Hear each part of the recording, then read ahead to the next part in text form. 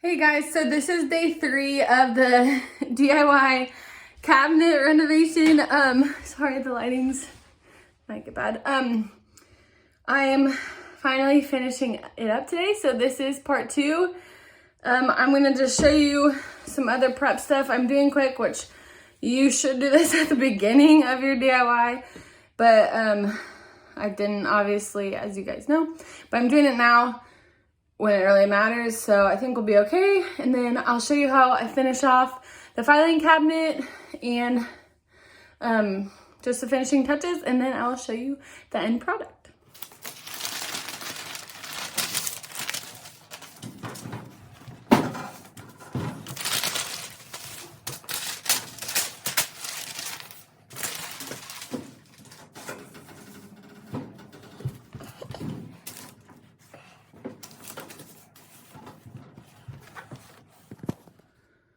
So don't mind me sitting on the floor, pregnant problems.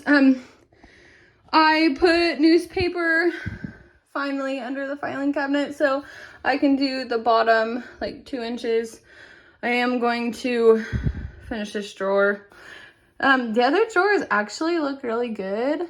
There is just a couple spots, and then of course the trim that I am going to get, like right here, I'll do that again. And then I'm gonna put the handles in actually.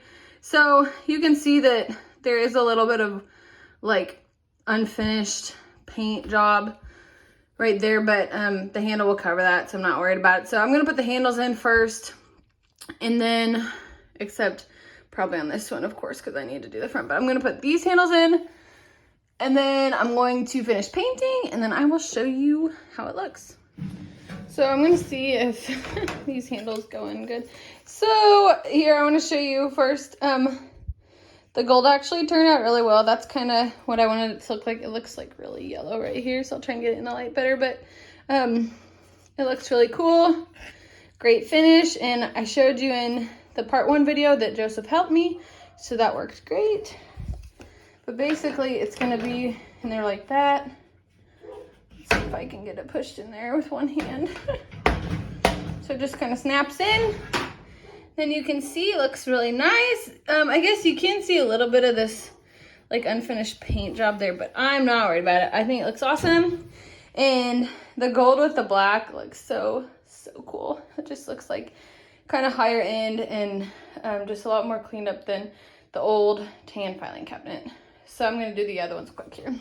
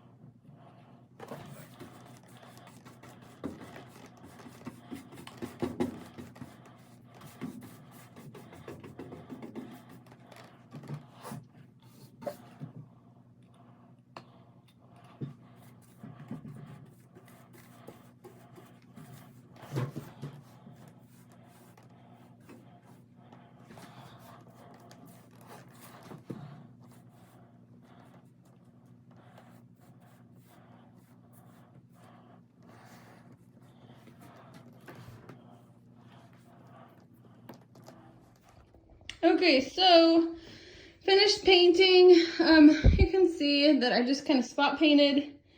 And I need to put the last handle in down there. There is a little bit right here that I'm gonna have to maybe just touch up. But hoping there's a drip right there. So I got all of it done. The back's done too. Just some tips when you are using chalkboard paint. You almost have to do one coat a day. I've tried multiple times to like do a coat, come back a few hours later, and it's really hard because the paint, you know, you paint over it, and even if you use a lot of paint, it almost like picks up the first coat. And so that's why like I'm getting a lot of spotting that in places that, you know, they've had 2 or 3 coats, but the paint isn't sticking very well. And I told you in the beginning that I think in part 1 that it's just because it's not, you know, an absorbent material that you're painting on, such as wood. It's a metal, and so it just takes a little longer to, I think the word would be adhese, like adhesive, you know, like stick to the metal. The paint, it takes a little longer for the paint to stick to the metal. So just a tip, when you are painting with chalkboard paint, you know, if you have to do multiple layers or something, or multiple coats, just give yourself a lot of time because you want it to turn out good. And the rustic look, you know, that's kind of spotty with paint is always really cool. But if that's not what you're going for, then definitely give yourself a lot more time.